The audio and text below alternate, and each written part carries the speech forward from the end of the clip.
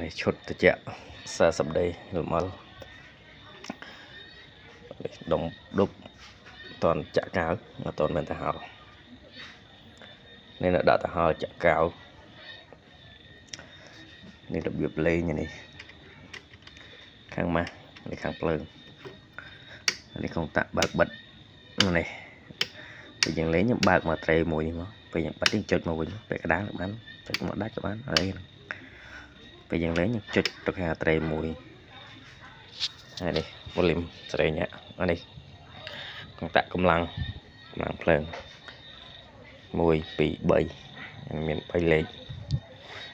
chẳng bạc Việt Nam muốn của bạn bạc bộ công lăng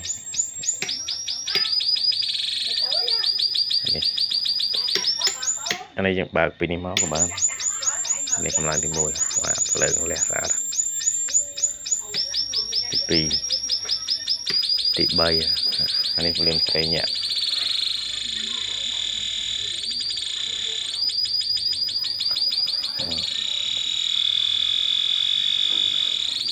anh lên tray nhẹ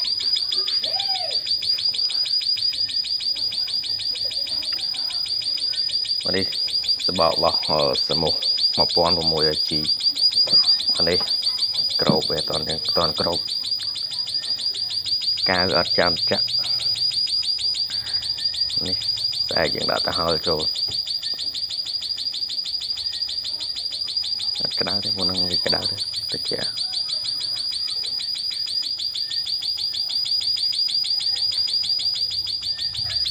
lên xa ra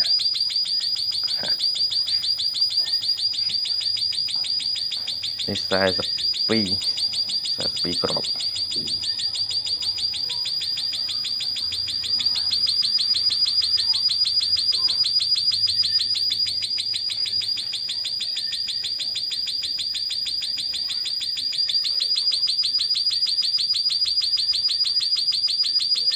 lên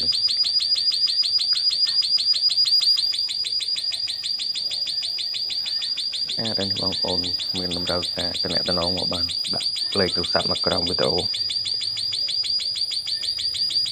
shop cho mùi telegram bạn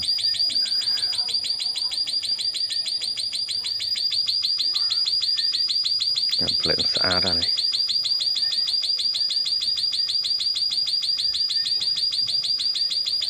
anh này là việc đụng đáy nòng trường này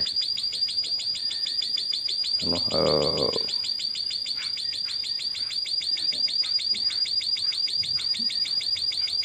một hơi crop động đậy